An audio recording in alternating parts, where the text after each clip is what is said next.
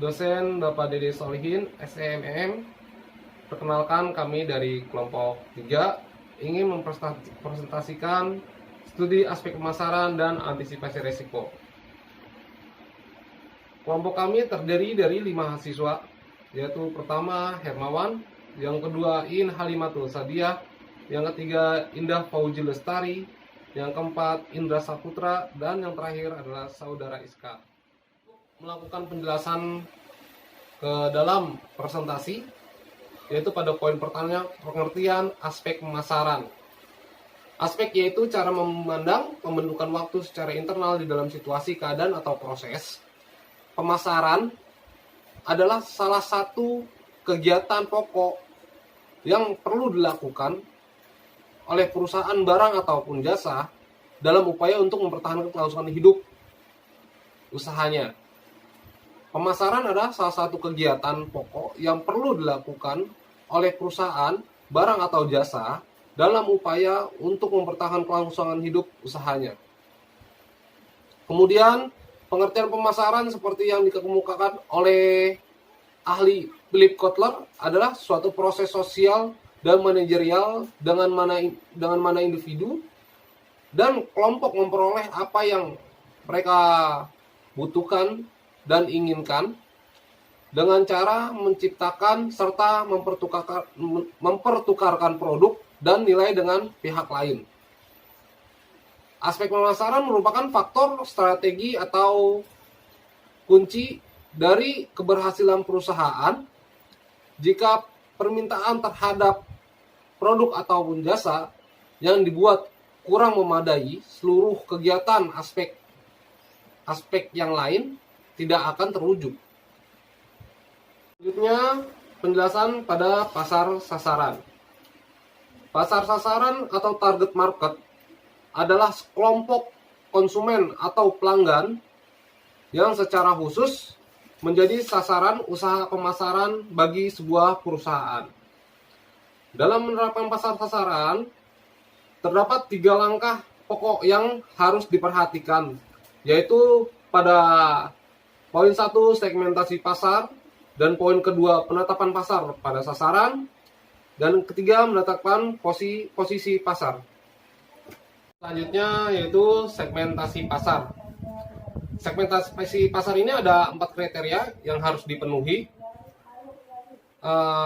Proses untuk segmentasi pasar dapat dijalankan dengan efektif dan bermanfaat bagi perusahaan. Yaitu untuk pertama terukur atau measurable. Artinya, segmen pasar tersebut dapat diukur baik besarnya maupun luasnya serta daya beli segmen pasar tersebut. Yang selanjutnya terjangkau, accessible. Artinya segmen pasar tersebut dapat dicapai sehingga dapat dilayani secara efektif. Yang selanjutnya cukup luas atau substansial sehingga dapat menguntungkan bila dilayani. Dan yang terakhir dapat dilaksanakan atau actionable sehingga semua program yang telah disusun untuk menarik dan melayani segmen pasar itu dapat efektif. Penetapan pasar target market. Spesialis produk, sebuah perusahaan memutuskan untuk memproduksi atau jenis produk. Misalnya, sebuah perusahaan memutuskan untuk memproduksi hanya mesin tik listrik bagi sekelompok pelanggan. Dan yang kedua, konsentrasi pasar tunggal. Ialah sebuah perusahaan dapat memusatkan kegiatannya dalam satu bagian daripada biasanya perusahaan yang lebih kecil melakukan pilihan ini. Spesialis selektif, sebuah perusahaan bergerak dalam berbagai kegiatan usaha yang tidak ada hubungan dengan yang lainnya, kecuali bahwa setiap kegiatan yang usaha itu mengandung peluang yang menarik. Untuk spesialis pasar misalnya, sebuah perusahaan memutuskan untuk membuat segala macam mesin tik, tetapi diarahkan untuk kelompok pelanggan yang kecil.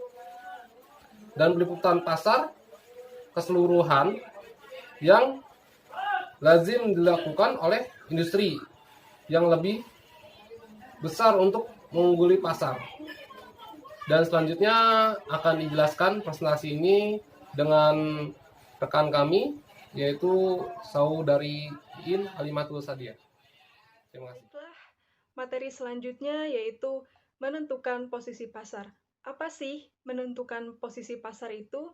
Adalah setelah perusahaan memutuskan segmen pasar yang akan dimasuki, selanjutnya harus diputuskan posisi mana yang ingin ditempati dalam segmen tersebut.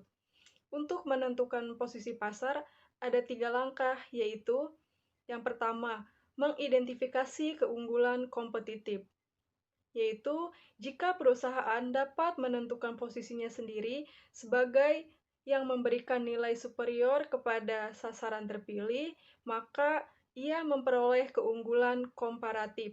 Misalnya, apabila perusahaan menawarkan suatu produk yang bermutu, ia harus menyerahkan produk yang bermutu pula. Yang kedua, memilih keunggulan kompetitif adalah jika perusahaan telah menemukan beberapa keunggulan kompetitif yang potensial, selanjutnya harus dipilih satu keunggulan yang kompetitif sebagai dasar kebijakan penentuan posisinya. Misalnya, menentukan posisinya sebagai produk yang paling aman dan yang paling tahan lama. Tidak setiap pembeda dapat dijadikan faktor pembeda. Yang ketiga, mewujudkan dan mengkomunikasikan posisi. Setelah penentuan posisi dipilih, perusahaan harus mengambil langkah-langkah untuk mewujudkan dan mengkomunikasikan posisi yang diinginkan itu kepada konsumen sasarannya. Selanjutnya yaitu tentang bauran pemasaran atau yang disebut dengan marketing mix. Adalah strategi yang dijalankan oleh perusahaan yang berkaitan dengan penentuan bagaimana perusahaan menyajikan penawaran produk pada satu segmen pasar tertentu. Menurut Kotler, bauran pemasaran atau yang disebut dengan marketing mix adalah seperangkat alat yang digunakan perusahaan untuk terus-menerus mencapai tujuannya di pasar sasarannya. Ada 4 kelompok alat-alat pemasaran, yaitu yang pertama strategi produk, yang kedua strategi harga, yang ketiga strategi saluran atau distribusi tempat, yang keempat strategi promosi.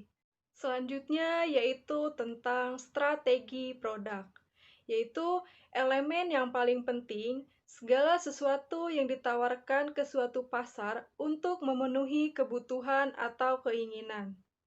Produk yang ditawarkan meliputi barang fisik, jasa, kegiatan, pengalaman, orang, tempat, organisasi, dan ide. Berikut ada 4 sifat dari produk, yaitu yang pertama, tidak berwujud. Produk mempunyai sifat tidak berwujud karena tidak bisa dilihat, dirasa, diraba, didengar, atau dicium sebelum ada transaksi pembelian. Yang kedua, tidak dapat dipisahkan. Suatu produk tidak dapat dipisahkan dari sumbernya. Apakah sumber itu merupakan orang atau benda?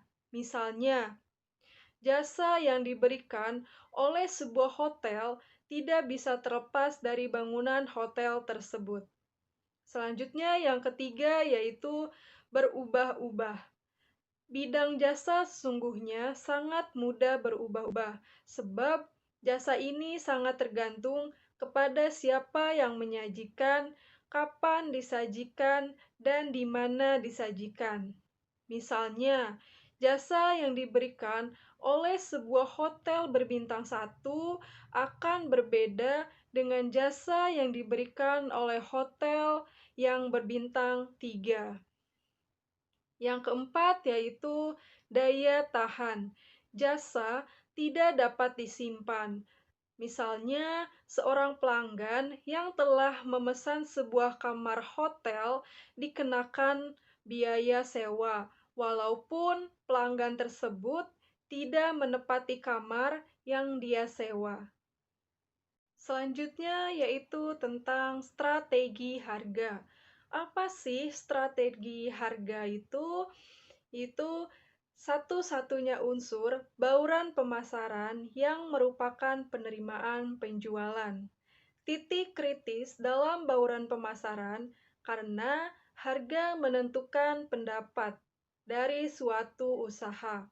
Dan satu-satunya unsur bauran pemasaran yang merupakan penerimaan penjualan, sedangkan unsur lainnya merupakan unsur biaya saja. Selanjutnya yaitu tentang strategi saluran distribusi atau tempat, yaitu perusahaan harus menentukan metode penyampaian produk atau jasa ke pasar melalui rute-rute yang efektif sehingga tiba pada tempat yang tepat. Dengan harapan produk atau jasa tersebut berada di tengah-tengah kebutuhan dan keinginan konsumen yang haus akan produk atau jasa tersebut. Dalam memilih saluran distribusi, ada beberapa hal yang perlu dipertimbangkan, yaitu sebagai berikut. Yang pertama, sifat pasar dan lokasi pembeli. Yang kedua, lembaga-lembaga pemasaran, terutama pedagang-pedagang perantara. Yang ketiga, pengendalian persediaan, yaitu menetapkan tingkat persediaan yang ekonomis. Yang keempat, jaringan pengangkutan. Saluran distribusi jasa biasanya menggunakan agen travel untuk menyalurkan jasanya kepada konsumen. Jadi, salah satu hal yang penting untuk diperhatikan dalam kebijaksanaan saluran distribusi itu sendiri dengan memperhitungkan adanya perubahan pada masyarakat serta pola distribusi perlu mengikuti dinamika para konsumen itu sendiri. Baiklah, materi selanjutnya yaitu akan dijelaskan oleh rekan saya, Indah Fuji Lestari. Materi selanjutnya adalah promosi atau promotion. Kita akan menjelaskan ada 4 cara penyebaran informasi, antara lain 1. Advertising atau periklanan. Advertising atau periklanan adalah alat utama untuk pengusaha untuk mempengaruhi konsumennya. Periklanan sendiri di sini dapat disebarkan melalui media sosial atau media TV, majalah, koran, radio, dan media lainnya. Kedua, ada personal selling atau penjualan pribadi. Penjualan pribadi di sini merupakan kegiatan perusahaan untuk melakukan kontak langsung kepada calon pembeli atau kepada calon customer. Ketiga, ada sales promotion, adalah kegiatan perusahaan untuk menjajakan produk yang dipasarkan sedemikian rupa sehingga akan mudah untuk menarik perhatian pelanggan atau konsumen.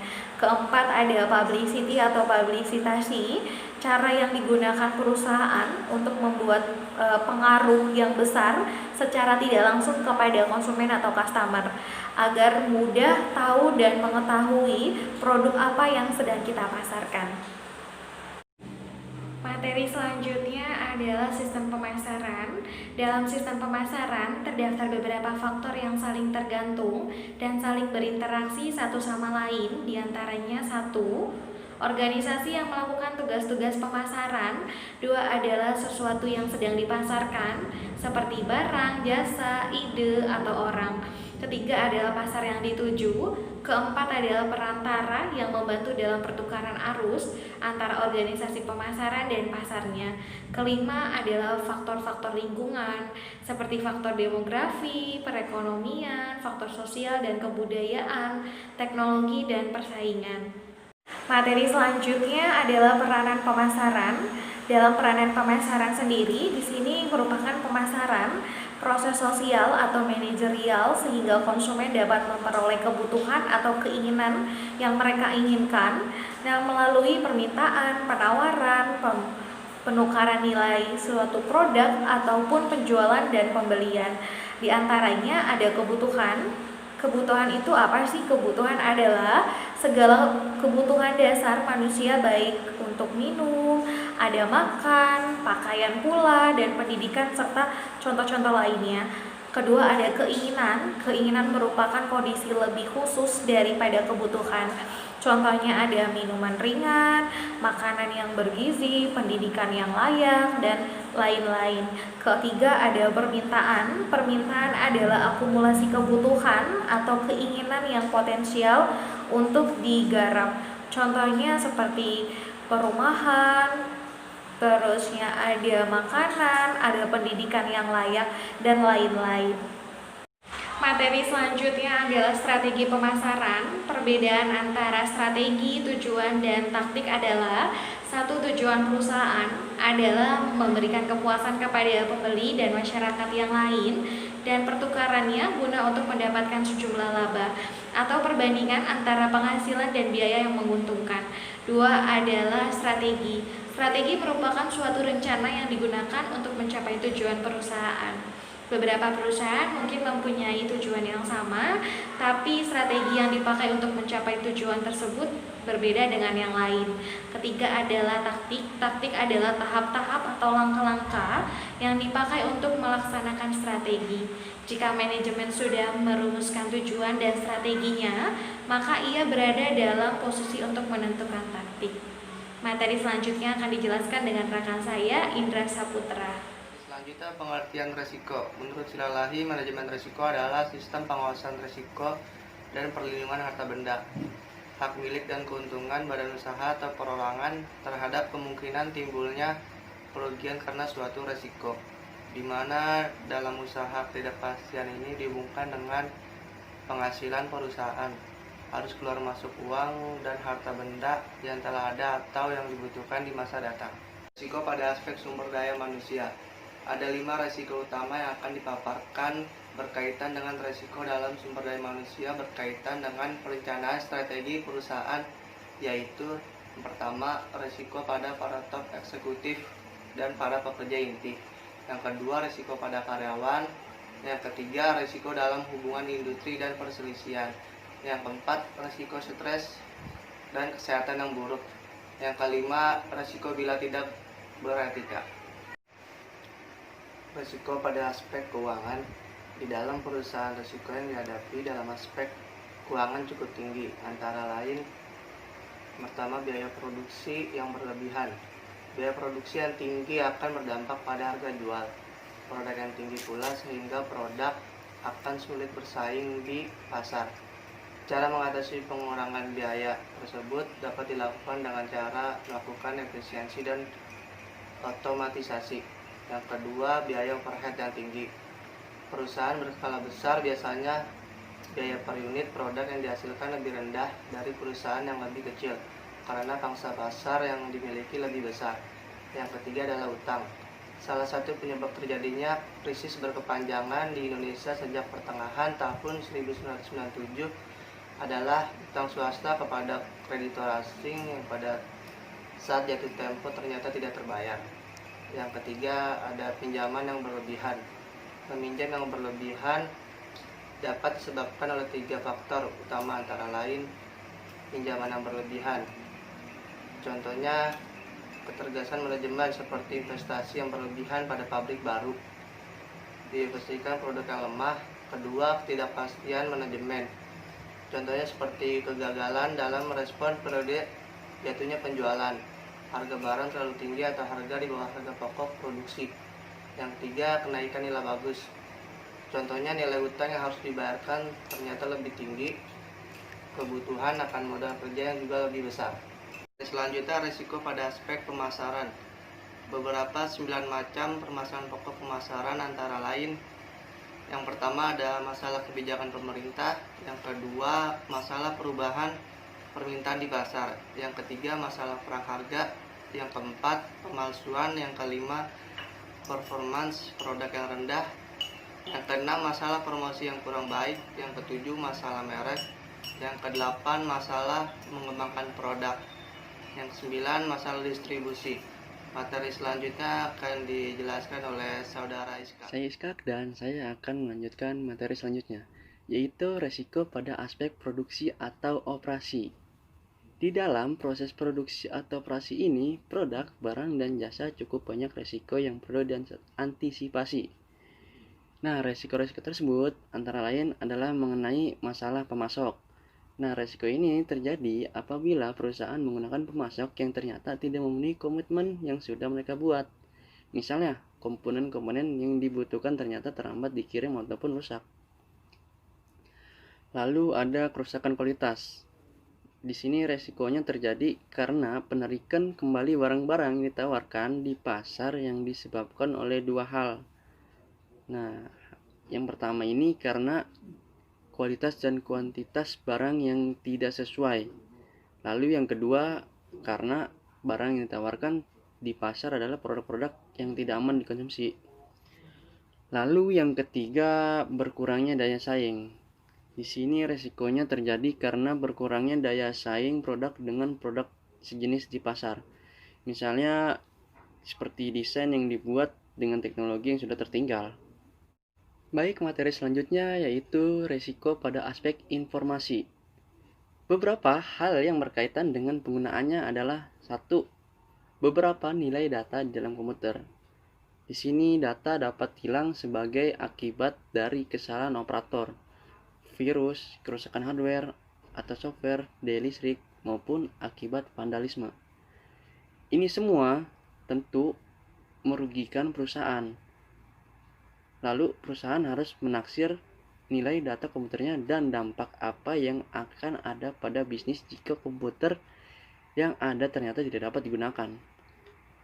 Lalu perusahaan juga harus menyadari bagaimana kini perusahaan sangat tergantung pada komputer mereka sehingga perlu diambil tindakan untuk melindunginya dengan pengendalian yang baik. Lalu dilanjutkan dengan resiko komputerisasi. Nah, berikut ini ada 5 resiko utama pada komputer yang datanya menyebabkan banyak masalah. Itu pencurian komputer, pemakaian yang tidak diizinkan mengakses komputer. Lalu yang ketiga, penggunaan disket yang tidak diperiksa. Yang keempat, kerusakan perangkat keras atau perangkat lunaknya. Dan yang kelima, kesalahan si pemakainya. Lalu dilanjutkan dengan meminimalisasi risiko komputerisasi.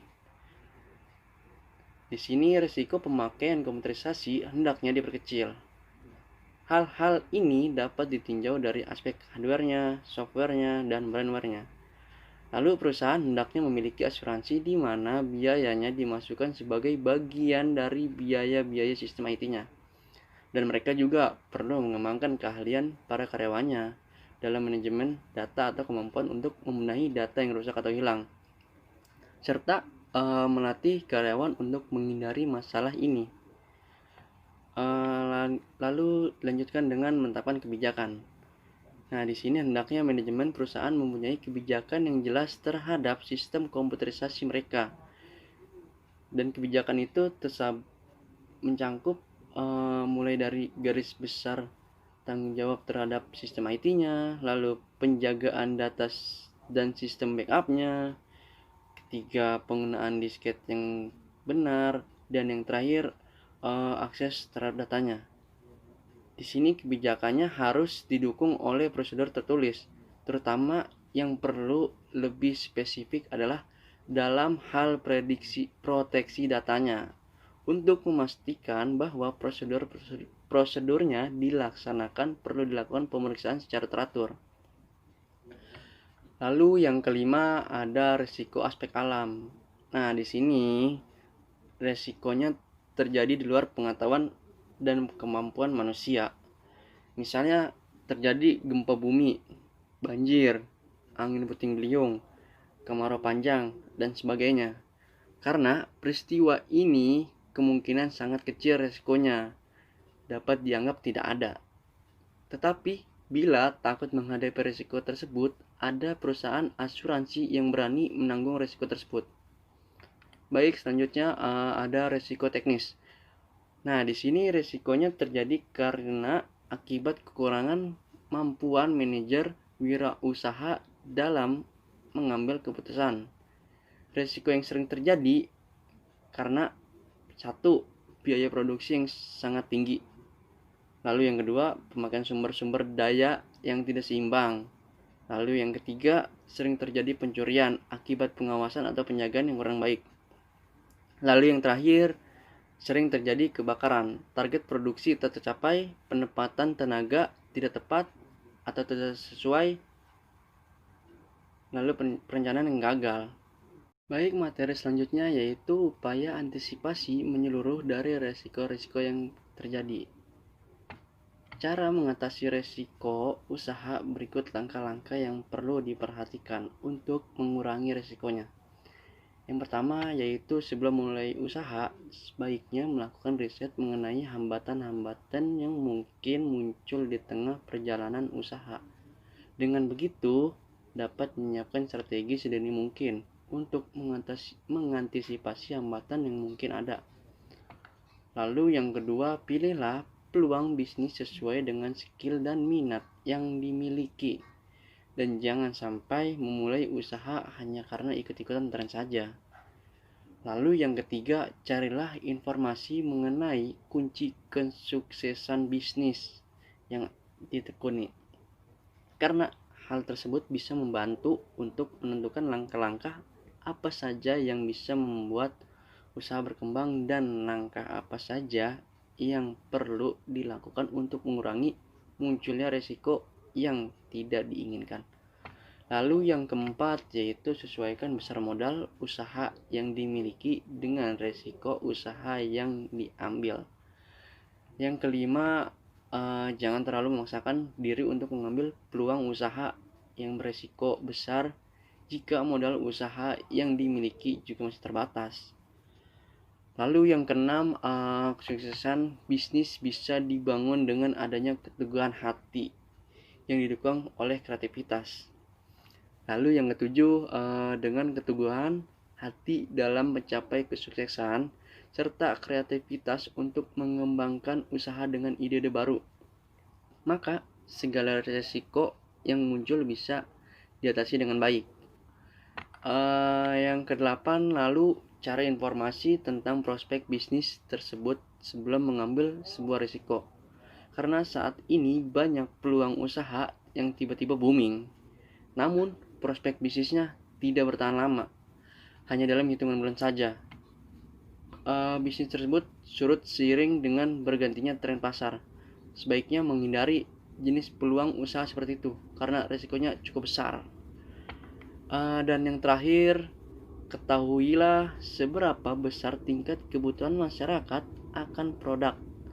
Lalu, semakin besar tingkat kebutuhan konsumen akan sebuah produk, maka akan memperkecil resiko bisnis tersebut. Setidaknya, resiko dalam memasarkan produk. Baik, materi yang terakhir ini adalah antisipasi resiko valuta asing. Dalam mengendalikan risiko falas adalah terutama pada bagaimana memperoleh dana dan bagaimana dana itu dialokasikan dalam investasi. Karena perubahan kurs falas ini dapat dilihat dari tiga sisi, yaitu mulai dari exposure transaksi untuk mengetahui seberapa jauh fluktuasi kurs akan mengganggu kas perusahaan di masa datang. Lalu selanjutnya ada exposure akuntansi untuk mengetahui seberapa jauh fluktuasi kurs falas mempengaruhi keuangan konsolidasi dan neraca perusahaan. Lalu yang terakhir ada exposure ekonomi. Nah, ini untuk mengetahui seberapa jauh nilai perusahaan akan berubah bila kurs falas berubah ke arah yang tidak diharapkan. Berikut ini kesimpulan dari materi yang kami bawakan. Setiap perusahaan harus memiliki strategi pemasaran sebelum memasarkan produk atau jasanya. Dan strategi pemasaran yang dibuat sebaiknya mempertimbangkan suatu situasi dan keadaan perusahaan, baik keadaan internal maupun keadaan eksternal perusahaan. Lalu manajemen risiko. Nah, di sini sistem pengawasan risiko dan perlindungan harta benda, hak milik, dan keuntungan badan usaha atau perorangan terhadap kemungkinan timbulnya kerugian karena suatu resiko. Lalu untuk sarannya, berdasarkan uraian di atas, dalam manajemen aspek pemasaran dan antisipasi resiko, bahwa dengan memperhatikan dan mempertimbangkan semua hal di atas, maka dapat dipastikan perusahaan harus menentukan dengan baik pemasarannya serta strategi bersaingnya. Lalu untuk tetap maju dan berkembang, demikian pula sebaliknya. Bukanlah menjadi sesuatu hal yang jarang terjadi bahwa perusahaan kecil dengan strateginya sendiri mampu menghasilkan tingkat keuntungan yang sama atau bahkan lebih baik daripada perusahaan besar. Oke, sekian presentasi yang bisa kami sampaikan. Mohon maaf bila ada tutur kata kami yang kurang sopan dan kurang berkenan. Lebih dan kurangnya mohon dimaafkan. Wabillahi taufiq wal hidayah. Wassalamualaikum warahmatullahi wabarakatuh.